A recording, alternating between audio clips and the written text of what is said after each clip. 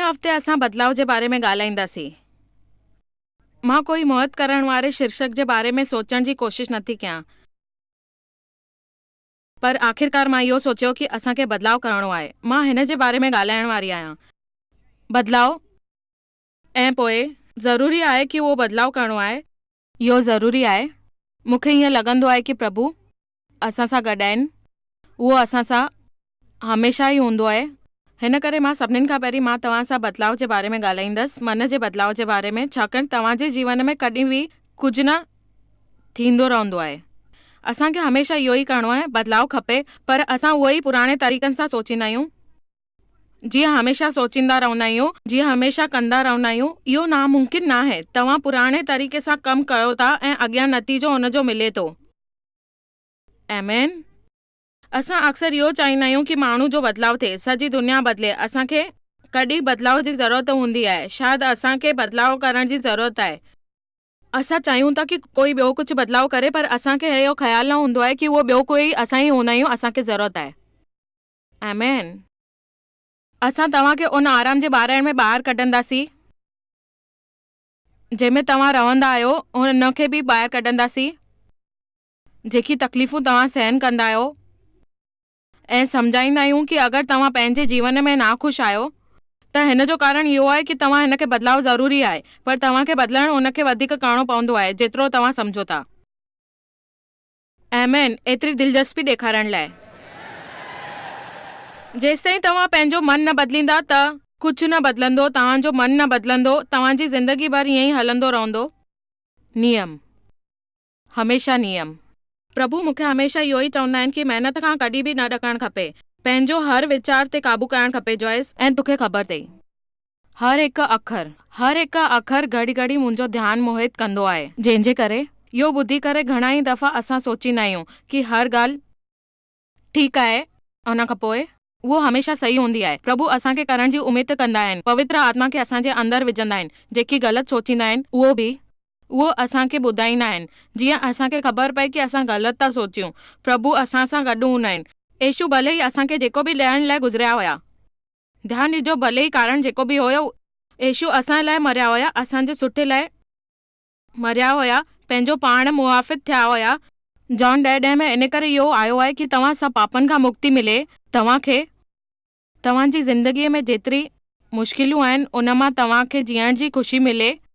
पर येशू भले ई असांखे जेको बि ॾियारींदा आहिनि उहो असां लाइ मरिया हुया, असांखे तजुर्बो ॾियण लाइ मरिया हुया। भले ई असां उन जे बारे में चर्चा कयूं, उन जे बारे में बदलाव कयूं, उन जी कामना कयूं, उन जी सुखी ॻाल्हि कयूं, हुन सां ॿुधूं असां, ऐं उहो असांजा मन में आहिनि, असांजी ॿुद्धीअ में आहिनि, असांखे सेखारींदा आहिनि। प्रभु सोचींदा आहिनि त अॼुकल्ह तव्हां छा सोचियो था? तव्हां मां कुझु माण्हू अहिड़ा बि आहिनि जिन खे ख़बर न आहे, छाकाणि त अहिड़ो उहो हिन ॻाल्हि ते ध्यानु ई न ॾींदा आहिनि। वक़्तु वठो ऐं मूंखे ॿुधायो कि तव्हां छा सोचींदा आहियो। तव्हांखे महसूसु थिए कि तव्हांजे मन जी हालति ख़राबु आहे ऐं पाण खे ॿिए कंहिं ते गुस्सो करणु, इहो महसूसु करणो आहे। तव्हां पुछियो पंहिंजे पाण खां, ध्यानु ॾिजो, अगरि तव्हां हिन ॻाल्हि जे बारे में सोचींदा जेको हर कोई तव्हां सां कंदो आहे, हर वक़्तु गुस्से में रहंदा आहियो, तव्हां हर वक़्तु वेही करे इहो सोचींदा आहियो ऐं हिन जे बारे में तव्हांजो मन ख़राबु थी वेंदो आहे। तव्हां वटि उहा ई शइ खपंदी आहे, उहो ई सभु कुझु खपंदो आहे, तव्हां पाण ते लॻाईंदा आहियो ऐं तव्हांजे मन जी हालति ख़राबु थी वेंदी आहे ऐं सुठी ख़बर ईंदी आहे। अचो हाणे मां इहो ॿुधी करे अखियूं खोले छॾी पंहिंजी।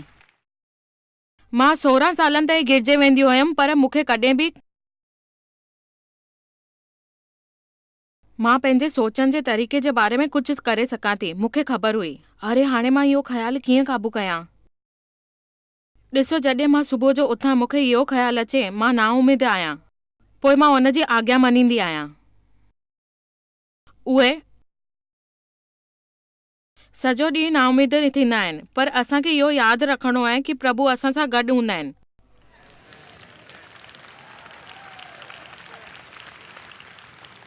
तव्हां मन खे एतिरो किनो न कयो, ॾको न हुन सां, ऐं जेतिरो थी सघे तव्हां शैतान खे किराए करे फिटी करे छॾियो ऐं हुनखे चओसि। 10 कुरिन्थियंस 4 में चौथे पंजे में असां ईअं कंदा आहियूं, जंहिंमहिल असां वटि हथियार हूंदा आहिनि तंहिंमहिल असां इहो चवंदा आहियूं, प्रभु असांखे चवंदा आहिनि, ऐं हुनजो इहो हूंदो आहे कि तॾहिं कॾहिं बि कुझु बिल्कुलु सच न हूंदो आहे, ऐं उहो असां पंहिंजे मन सां सुठी तरह करे सघंदा आहियूं, ऐं उहो बि वीचारनि सां, व्यवहारनि सां, पंहिंजे मन सां, ॿुद्धीअ सां, जेको असां शैतान सां कंदा रहंदा आहियूं। तव्हां बिल्कुलु ईअं नथा करे सघो, तव्हां हिन खे कोई क़ाबू न करे सघंदो आहे। चिंता कयो था, तव्हां मन में न ॿुधो था, तव्हांजी निंड हराम थींदी आहे। तव्हां कॾहिं बि इहो न करे सघंदा आहियो, इहो बिल्कुलु सच आहे। तव्हां पंहिंजे मन खे इहो न करे सघंदा आहियो, इहो सच न आहे, इहो असांजे मन में हूंदो आहे। कुझु बि बदिली न सघंदो आहे जेमहिल ताईं तव्हां मन न बदिलींदा। इच्छा करण सां कुझु न थींदो आहे, आशा करण सां कुझु न थींदो आहे। हे मञियो था, प्रार्थना मज़बूत थींदी आहे ऐं असांखे उहो करणो खपे कि असांखे मन बदिलणो आहे, ऐं मन बदिलणो आहे इन जी मदद द्वारा। प्रभु जा वचन, अगरि तव्हां हिन जो अभ्यास न कंदा तव्हांजी विजय न थींदी। हिन खे पढ़ो, हिन से पढ़ण सां मूंखे ईअं लॻंदो आहे कि सभु सहूलियतूं थींदी। मुंहिंजो इहो मञणु आहे कि तव्हां पढ़णु शुरू कयो, अभ्यास करणु शुरू कयो, उन में कुझु फ़र्क़ु मिलंदो। कुझु माण्हू बिल्कुलु इहो सोचींदा आहिनि कि कुझु ॿिया माण्हू ईअं न कंदा आहिनि, तॾहिं घणो ई हिते चवणो पवंदो आहे कि इहो TV प्रोग्राम सेखारींदा आहिनि ऐं अभ्यास कराईंदा आहिनि। अभ्यास करणु ज़रूरी आहे। पढ़ण खां बग़ैर कोई डॉक्टर जी उमेद नथो करे सघे। तव्हां मां घणा माण्हू आहिनि अहिड़ा डॉक्टर वटि वेंदा आहिनि, तव्हांखे ख़बर पवंदी आहे? तव्हांखे कीअं ख़बर पवंदी आहे कि हिन अभ्यास कयो आहे ऐं हुन खां पोइ? सिधी ॻाल्हि आहे कि तव्हां इहो, अगरि तव्हांखे विजय मसीहा ठहिणो आहे, मूंखे इहो सभु सिखण लाइ पूरा 32 साल लॻी विया। मां हाणे हींअर हिते सिखी आहियां। हाणे असांखे ज़िंदगीअ में छा करणु घुरिजे, प्रभु जे वचन खे ख़ासि ॻाल्हि, असां सभिनीनि खे इहो ॻाल्हि मञणु खपे। असांखे शक्ति मिलंदी आहे प्रभु जे वचन सां। उहे अभिषेक सां भरियल हूंदा आहिनि ऐं यीशु असांखे सेखारींदा आहिनि कि असां हिन जे बारे में कीअं सोचूं, ऐं उहो प्रभु जा वचन हमेशह ज़िंदगीअ में भरियल आहिनि ऐं उहो हिमत ॾींदा आहिनि। ऐं हिन खां पोइ प्रभु असांखे सेखारींदा आहिनि कि असां कीअं रहूं। हे आहे प्रभु जा वचन, हे आहे प्रभु जी महिमा, हे आहे प्रभु जी जीवन जी कहानी, जेको असांखे सेखारींदी आहे छा करणु खपे। पर हे मुमकिन आहे कि तव्हांखे कुझु सम्झ में कान ईंदो आहे। हीअ सच ॻाल्हि आहे। हीअ सॼे शहर खे शेयर करे सघंदो आहे। हिन में एतिरी हिमत आहे ऐं तव्हां इहो करे सघंदा आहियो। तव्हांखे पढ़णो आहे ऐं अॻियां वधणो आहे, ऐं प्रभु जेके चवनि था, प्रभु जा वचन असांखे अमोल करणो आहे। ऐं तव्हां उते वेही सघंदा आहियो ऐं ॾिसी सघंदा आहियो कि छा थो थिए ऐं छा नथो थिए तव्हांजे ध्यान सां। जंहिंमहिल तव्हां उते वेही सघंदा आहियो ऐं पोइ चवंदा आहियो, ऐं पोइ तव्हां हिन दुनिया मां ॿाहिरि निकिरंदा आहियो, ऐं पोइ मूंखे चवंदा आहियो कि ईअं थींदो आहे ऐं उहो थींदो आहे, ऐं मां चवंदी आहियां कि तव्हांखे ध्यानु ॾियणु खपे। तव्हां न ॿुधी सघंदा आहियो ऐं पोइ चवंदा आहियो मां छा कयां। केतिरो मुश्किल हूंदो आहे पंहिंजे दिमाग़ खे 2 मिंट शांति करे विहारणु ऐं पोइ चवणु कि ॿुध। मूंखे सच में विश्वास आहे कि हिकु फांदो आहे, दुश्मन जी फांदो आहे, ऐं असां चवंदा आहियूं भाउ भाउ भाउ भाउ भाउ भाउ भाउ। इहा सुठी ॻाल्हि न आहे। मुंहिंजे ख़्याल सां असां ॿाहिरि जेका सॼा वक़्तु गुज़ारींदा आहियूं, गुस्से में रहंदा आहियूं, गुज़ारींदा आहियूं, हुनखे हुन सां वधीक तकलीफ़ थींदी आहिनि। असांखे बि ॿार खे सोचणु सेखारियो, उनखे कंप्यूटर न हासिलु करणु ॾियो। उन में कोई मशीन हूंदी आहे, करण जी आदत विझो। मां इहो नथी चवां कि तव्हां हुनखे तकनीकी न ॾियो ऐं हुनखे इस्तेमालु करणु न ॾियो। प्रभु द्वारा जेकी ॻाल्हियूं आहिनि उहो सेखारियो, उन जी शक्ति ॾियो ऐं हुनखे ॿुधायो कि इहो थींदो आहे। पंहिंजे मुंहं खे अभ्यास करण जी कोशिशि ॾियो, वीचारनि खे कोशिशि ॾियो, पंहिंजे मन खे कोशिशि ॾियो। उहो तव्हांखे बदिलाव ॾींदो पूरी तरह सां। आमीन। मूंखे इहो न चइजो कि तव्हांखे ध्यानु लॻाइणु न ईंदो आहे, छाकाणि त तव्हां उहो ई कंदा आहियो। मूंखे कंहिं चयो कि तव्हांजे समस्याउनि जे बारे में सोचणु खपे ऐं असां हुन जे बारे में सोचींदा आहियूं, ॻाल्हाईंदा आहियूं, सोचींदा आहियूं, ॻाल्हाईंदा आहियूं, सोचींदा आहियूं, ॻाल्हाईंदा आहियूं, सोचींदा आहियूं ऐं हुनखे पोइ चवंदा आहियूं कि ईअं न थींदो आहे, उअं न थींदो आहे।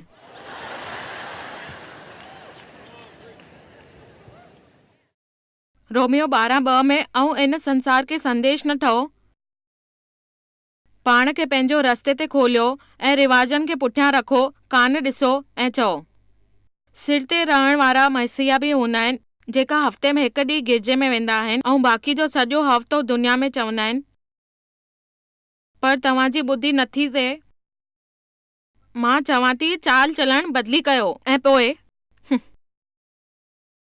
पर तुंहिंजी ॿुधी नथी वञण सां पंहिंजो चाल चलण बदिले करे सघंदो आहे, पंहिंजी भली भांति बदिली करे सघंदो आहे ऐं पंहिंजी नज़र बदिली करे सघंदो आहे ऐं पंहिंजे पाण खे अपनाए सघंदो आहे जेको प्रभु चाहे थो। यीशु सच में इहो चाहे थो कि तव्हांखे विश्वास हुजणु खपे प्रभुअ जे मथां। तव्हांखे अंदरि मूंसां गॾु आहे, तव्हां प्रभु मूंसां गॾु आहियो, तव्हां प्रभु मुंहिंजे अंदरि आहियो। तव्हांखे ईअं चवणो आहे, तव्हांखे इहो सिखणो आहे। तव्हां चवंदव कि हे मूंसां गॾु आहे ऐं इहो मां साबित करे सघंदी आहियां कि प्रभु जी छा इच्छा आहे। असांखे हिन जी जानकारी न हूंदी आहे ऐं असां सोचे करे गड़बड़ी करे छॾींदा आहियूं पंहिंजो पाण में। प्रभु जा वचन अभ्यास कयो। असांखे ख़बर न हूंदी आहे कि असां छा कंदा आहियूं ऐं पोइ जंहिंमहिल असांखे ख़बर पवंदी आहे त असां हीअं हमेशह ईअं ई कंदा आहियूं जेको सोचींदा आहियूं, हिक ॿिए जी साराह कंदा आहियूं ऐं हुनखे पोइ चवंदा आहियूं तव्हांखे हमेशह पंहिंजे लाइ सुठो सोचणो आहे। ऐं उहा ई सभिनी खां वॾी तकलीफ़ आहे जेको असां न सोचे सघंदा आहियूं ऐं हमेशह ईअं चवंदा आहियूं कि असां इहो न करे सघंदा आहियूं। असां हमेशह इहो चवंदा आहियूं कि चमत्कार थिए। चमत्कार कुझु करण सां थींदो आहे, कुझु न करबो आहे। आमीन। मां मसीह जे द्वारा सभु कुझु करे सघंदी आहियां। मां पंहिंजी मनमानी करे सघंदी आहियां हुन खां बि ऐं मां ख़ुशि रही सघंदी आहियां हमेशह। मां हे करे सघंदी आहियां, मां हो करे सघंदी आहियां, मां हे करे सघंदी आहियां। हे न चओ कि तव्हां नथा करे सघो, नथी करे सघां, नथी करे सघां। ऐं तव्हां बदिलाव करे सघंदा आहियो जेसि ताईं तव्हां पंहिंजे मन खे बदिलींदा। तव्हां सां इहो ई थींदो जेको तव्हां सोचींदा। मूंखे हिन जी ॼाण आहे, मां कयो आहे, मूंखे ख़बर आहे ऐं इहो थींदो आहे। केरु चवंदो आमीन? तव्हांखे पंहिंजे ज़िंदगीअ में इहो बदिलाव करणो आहे पंहिंजे मुंहं सां ऐं दिलि सां ऐं तव्हांजो स्वार्थ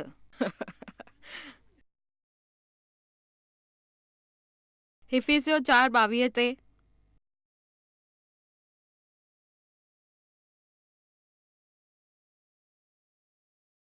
तूं चाल चलण जे पुराणो इंसान आहीं जेका असांजे ख़्वाहिश जे पतरनि बंद में ख़्याल थींदो वेंदो आहे ऐं पंहिंजे मन खे आत्मिक स्वभाव में थींदो आहे। हिकु दफ़े मां करण वारो हुयमि कमु त तव्हां हिकु हफ़्ते सभु कमु कंदा आहियो ऐं चवंदा आहियो कि नथा थी सघो ऐं इहो सिखी सघंदा आहियो पर तव्हां न सिखंदा आहियो।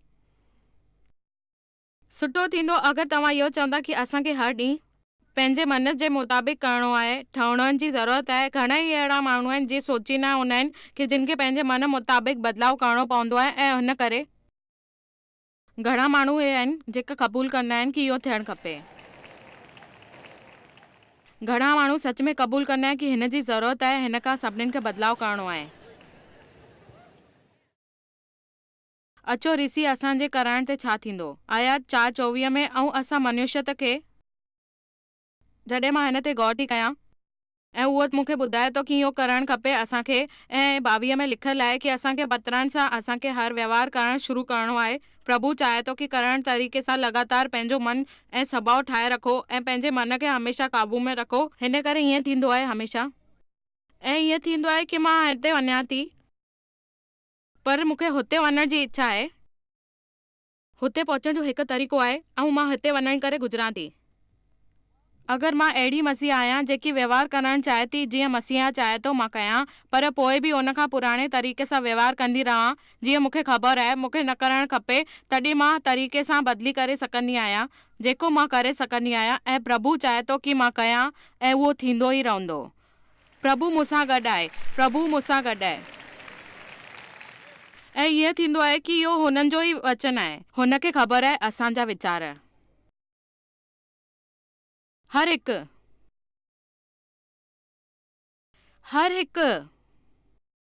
वीचार जेको असां सोचींदा आहियूं, हर हिकु ॻाल्हि, हर हिकु वीचार असां महसूसु कंदा आहियूं, उहो शक्तिशाली हूंदो आहे। मां चाहियां थी कि तव्हां ध्यानु ॾियो, ख़ाली असांजे मन खे बदिलाइणु ज़रूरी आहे, बल्कि असांखे तरीक़े जे बारे में पंहिंजी सोच जे तरीक़े खे बदिलो आहे। पंहिंजे जीवन में लगातार असांखे इहो बदिलणो आहे जी कोशिश करणी आहे। बाइबल में इहो ई लिखियलु आहे कि कोशिश कंदा रहो ऐं अॻियां वधंदा रहो, गिरजे में वेंदा रहो, संदेश ॿुधंदा रहो ऐं हमेशा अॻियां वधंदा रहो। कोशिश करे करे सम्झो मुंहिंजी ॼाण निकिती आहे। तव्हां मां इहो सभु कंहिं कयो आहे? मूंखे ख़बर आहे मां इहो कयो आहे। मां ख़तमु थी चुकी हुयसि ऐं मां प्रभु खे चयो कि इहो छा थो थिए, मां नथी करे सघां, मां थकिजी पिया आहियां। ऐं हुन खां पोइ मां हुते वियसि ऐं मां चयो कि मां थकिजी पई आहियां। ईअं ई हमेशा बदिलाव थींदो आहे। असां वटि अहिड़ी अनमोल शइ आहे जेकी आहे प्रभु जा वचन हिकु आरसी वांगुरु हूंदा आहिनि। जॾहिं तव्हां हिन मां सिखंदा आहियो तव्हांखे सम्झ में ईंदो आहे कि तव्हांखे छा करणो आहे, कीअं करणु खपे, असल में तव्हां कीअं आहियो। मूंखे वचन जे भेट आरसी सां करणु वणंदो आहे। ऐं पोइ ॾिसो, मुंहिंजे मुंहं ते कुझु गंदगी लॻियल हुई, पर मां चई न पई सघां। आईने जे साम्हूं वञी करे ॾिठमि त ख़बर पई कि छा हुयो। मां बुरे हाल में हुयमि, पर मूंखे ख़बर न हुई। तेसिताईं ख़बर पवंदी आहे प्रभु असांखे वचन रूपी आईनो ॾेखारींदो आहे ऐं शुरू करे छॾींदो आहे असांखे सेखारणु। मां सम्झां पई कि बाक़ी सभिनीनि खे समस्या आहिनि, हींअर ख़बर न आहे, पर मूंखे ख़बर थी पए कि तव्हां वटि कहिड़ी समस्या आहिनि।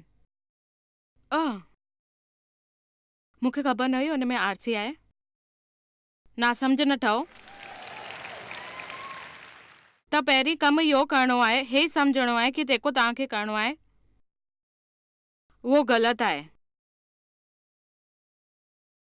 पछतावो कयो, जंहिंजो मतिलबु इहो आहे कि तव्हांखे हुन सां मोड़ण लाइ तयारु आहियो, तव्हांखे हुन सां अफ़सोस आहे ऐं तव्हां उन जे लाइ माफ़ी था घुरो। उहो तव्हांजी माफ़ी तव्हांखे हुन खां वञण लाइ तयारु बि कंदी आहे। हिन खां पोइ तॾहिं असां बदिलाव आहियूं ऐं सिखंदा आहियूं कि असांखे हिकु ॻाल्हि सम्झणी आहे, असांजी समस्या छा आहे। जॾहिं असां पहिरीं प्रभु खां बदिलाव करण लाइ मदद घुरंदा आहियूं, प्रभु असांखे सेखारींदा आहिनि इहो करणो आहे ऐं जंहिंजी ज़रूरत असांखे हूंदी आहे हमेशा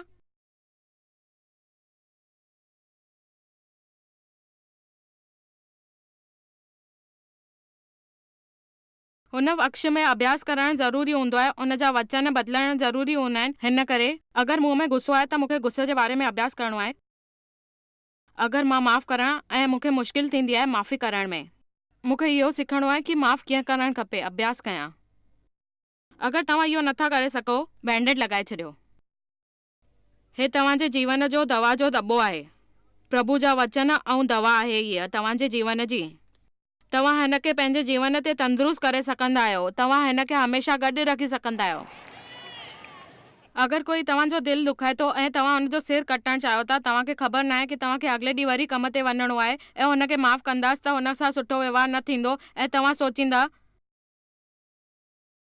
मां इहो बिल्कुलु न करे सघंदमि छाकाणि त मां हिन वक़्तु हुन सां ॾाढो गुस्से में आहियां। ऐं पोइ थोरो वक़्तु तव्हां प्रभु सां वक़्तु गुज़ारण जी कोशिशि कयो, बाइबल जी रुचि करे हिन मुताबिक़ तव्हां इहो ॻाल्हायो कि तव्हां गुस्से ते, माफ़ु करण ते, माफ़ु न करण ते, इहो सभु ॻाल्हायो ऐं तेज़ आवाज़ में चओ मूंखे मुंहिंजी दवा मिली वई आहे, मां इहो करे सघंदो आहियां, मूंखे विश्वास आहे, मूंखे जाम तंदुरुस्त थींदो। यादि रखिजो इहो मुमकिन आहे अगरि तव्हां चई सघो त। हल्को महसूसु थींदो। हिन करे तव्हां बदिले करे सघंदा आहियो, पंहिंजी ख़ाली कोशिशि कयो। नीति वचन 23:7 जे पाटंदर चए थो कि जीअं त छोकरि असां इहो पंहिंजे मन जा वीचार ईअं थींदो आहे कि हिकु ॿियो अनुवाद आहे पातनि जो इंसान खे हमेशह सोचणो आहे ऐं अॻियां वधणो आहे, पर सोचे करे अॻियां न वधूं ईअं न थी सघंदो। तव्हांखे पसंदि करणो आहे पंहिंजो तरीक़ो। जिते मन वेंदो उते तव्हां पुठियां वेंदा। अगरि मां पंहिंजो मन गरम गरम रखां, जिलेबी रखां, तव्हांखे ख़बर आहे असां कीअं आहियूं।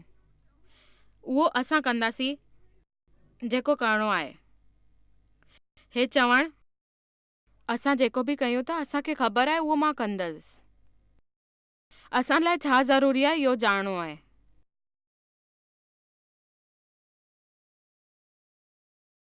असांखे विश्वास रखणो आहे ऐं सिखणो आहे कि प्रभु बदिली सघंदो आहे, जेको बि आहे उहो कंदो। पंहिंजे ॿारनि जे तरफ़ां ॾिसी करे ईअं न चओ कि तूं बदल। पंहिंजे ॿारनि में ईअं न सोचियो कि मां कॾहिं बदिलींदमि। मुंहिंजी हमेशह इहा ई हालत रहण वारी आहे। मूंखे कॾहिं कर्ज़ मुक्ति न मिलंदी, मूं वटि कॾहिं कुझु न हूंदो, कुझु न थींदो। तव्हांखे चवणु खपे प्रभु लाइ सभु कुझु मुमकिन आहे, उहो कंदो। हुन लाइ कुझु बि नामुमकिन न आहे जेको उहो न करे। प्रभु हिन क़ाबिल आहे जेको हुनखे ख़बर आहे ऐं उहो करे सघंदो आहे। तव्हां इहो सोचे बि न सघंदा आहियो ओतिरो उहो करे सघंदो आहे। तव्हांखे खपे जेको, तव्हां उहो घुरो। जेको खपे तव्हां घुरो। हिमत सां प्रार्थना कयो। बाइबल में इहो ई लिखियलु आहे कि तव्हां प्रभु सां घुरो। हुन जी क़ाबिलियत ते शक न कयो, उहो तव्हांखे ॾेई सघंदो आहे शक्ति अनुसार।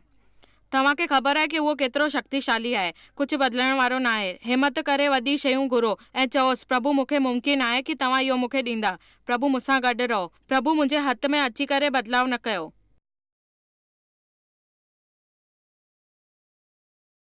अहिड़ा कुझु माण्हू आहिनि दुनिया में ऐं बाइबल में बि आहिनि जंहिं मञण जी हिमत कई कि हालत बदिलजी वेंदा आहिनि। हालत बदिलजी वेंदा। नेहमाया बि अहिड़ो हिकु माण्हू हुयो जेको असांखे खपे। मां चाहियां थी कि ॾिसो तव्हां जेको आहे नेहमाया अध्याय 1 में 2:4 जे तरफ़ां हलूं था, जेको आहे कि असांखे हे वचन ते मथे लिखियलु आहे।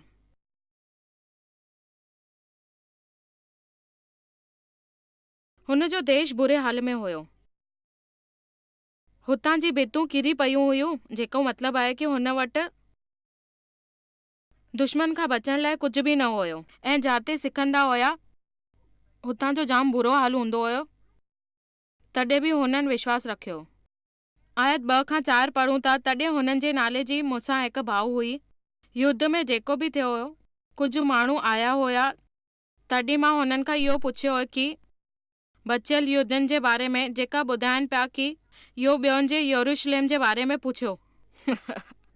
ऐं हुन खां पोइ नेहमाया हुननि खां पुछे पियो कि सभु माण्हू कीअं आहिनि। हुनखे मूंखे चयो जेको बचियल माण्हू ॿुधाईंदा आहिनि खां खटी करे ईंदा आहिनि ऐं उहा ॾाढी दुर्दशा में हुया। उन्हनि जी ॾाढी निंड बि हराम हुई, छाकाणि त यरूशलेम जी 21 हरपनाह टुटल हुई ऐं हुन जा मुताबिक़ फाटल हुया, सारी पिया। ऐं पोइ ॾिठो हुन कि इहो थियो।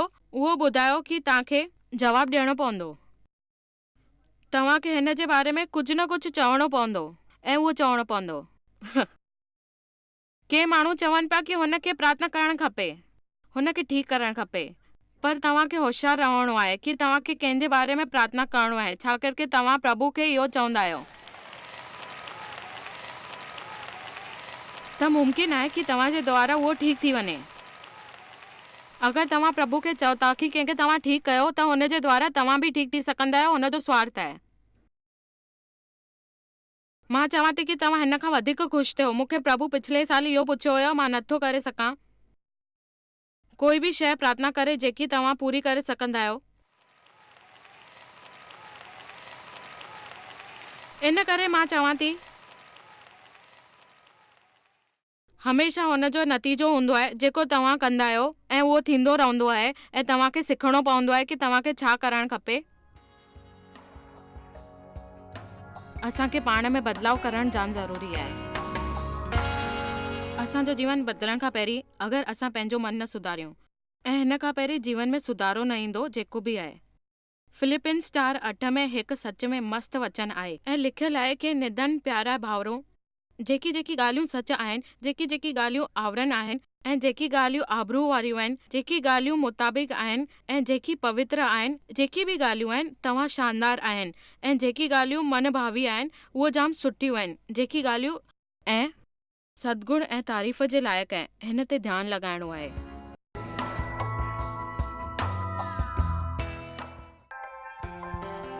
तव्हां खे शायद ख़बर कान्हे तव्हां जॉयस मेयर मिनिस्ट्री लाइ केतिरा महत्वपूर्ण आहियो। असां तव्हांजी क़दर कयूं था ऐं पंहिंजे दोस्तनि ऐं भागीदारनि खे धन्यवाद करियूं था जंहिंजे करे दुनिया भर में सेवा करणु मुमकिन थियो आहे। असां मिली करे बुखियनि खे खाराईंदा आहियूं, ग़रीबनि खे कपड़ा ॾींदा आहियूं ऐं देश खे हिकु शुभ संदेश ॾेई रहिया आहियूं। महिरबानी करे अॼु ई jmmindia.org ते असां खां संपर्क कयो। प्रार्थना जे लाइ, विनती करण जे लाइ, असांजे संसाधनों जे बारे में ऐं वैदिक ख़बर वास्ते, जॉयस जी सभाउनि जो वक़्तु ॾिसण वास्ते, असांजा भागीदार ठहण वास्ते, जीअं असीं सॼी दुनिया में मसीहा जो प्रेम विरायूं।